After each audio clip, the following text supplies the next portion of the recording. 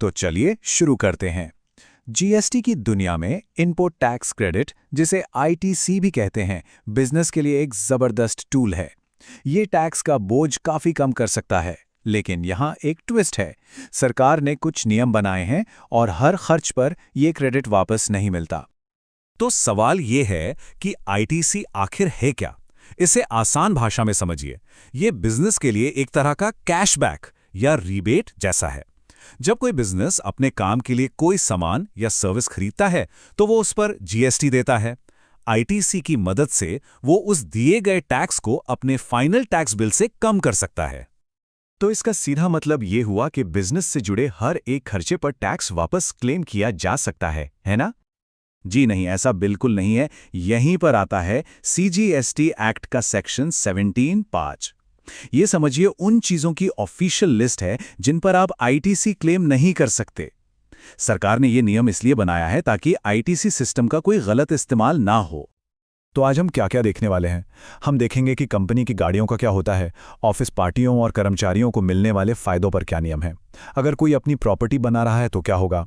इसके अलावा कुछ और खास मामलों को भी समझेंगे और आखिर में इन सबको एक बड़े सवाल में समेट देंगे।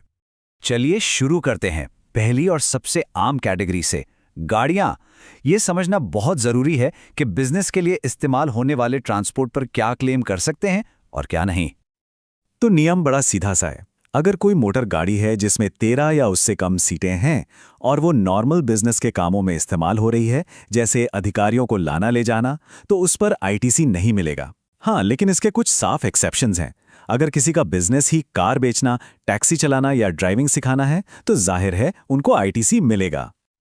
और ये नियम सिर्फ कारों तक ही नहीं है, जहाज़ों और हवाई जहाज़ों पर भी यही लागू होता है।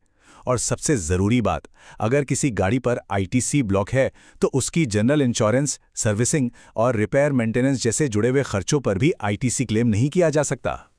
चलिए अब अगली कैटेगरी की तरफ चलते हैं, जो है कर्मचारियों से जुड़े खर्चे और लाइफस्टाइल से जुड़ी चीजें। ये एक ऐसा एरिया है जहां बिजनेस को अक्सर कंफ्यूजन होता है। तो ऑफिस पार्टी का क्या, या क्लाइंट के साथ लंच का? आमतौर पर इन पर आईटीसी नहीं मिलता, लेकिन हमेशा की तरह दो मेन एक्सेप्शंस हैं। पहला, अगर आपका काम ही केटरिंग का है और आप आगे बेचने के लिए केटरिंग सर्विस खरीद रहे हैं।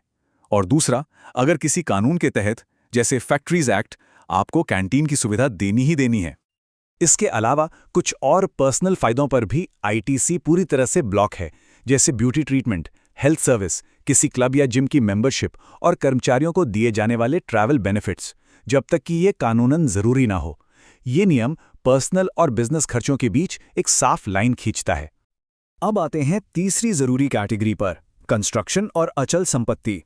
कोई भी बिजनेस जो अपने लिए कुछ बनाने या रिपेयर कराने की सोच रहा है, उनके लिए इन नियमों को समझना बहुत ही जरूरी है। नियम ये कहता है कि अगर कोई बिजनेस किसी अचल संपत्ति के कंस्ट्रक्शन के लिए वर्क्स कॉन्ट्रैक्ट सर्विस लेता है, जैसे अपना ऑफिस या फैक्ट्री बनवाना, तो उस पर आईटीसी ब्लॉक हो जाता है। लेकिन इसमें एक बहुत जरूरी एक्सेप्शन है। अगर कोई मेन कॉन्ट्रैक्टर उसी प्रोजेक्ट के लिए किसी सब कॉन्ट्रैक्टर को काम पर रखता है, तो सब कॉन्ट्रैक्टर की सर्विस पर आईटीसी लिया जा सकता है। ऐसा इसलिए है क्योंकि मेन कॉन्ट्रैक्टर के लिए सब कॉन्ट्रैक्टर की सर्विस एक इनपुट है। और हाँ, ये ध्यान रखना जरूरी है कि ये नियम सिर्फ कॉन्ट्रैक्ट तक ही नहीं है। जब कोई बिजनेस अपने अकाउंट पर किसी अचल संपत्ति का कंस्ट्रक्शन, रेनोवेशन या रिपेयर करता है, तो उसमें इस्तेमाल होने वाले सभी सामानों और सर्विसेज पर आईटीसी ब्लॉक हो जाता है। चलिए अब बची हुई लेकिन जरूरी कैटेगरीज पर एक तेज नजर डालते हैं।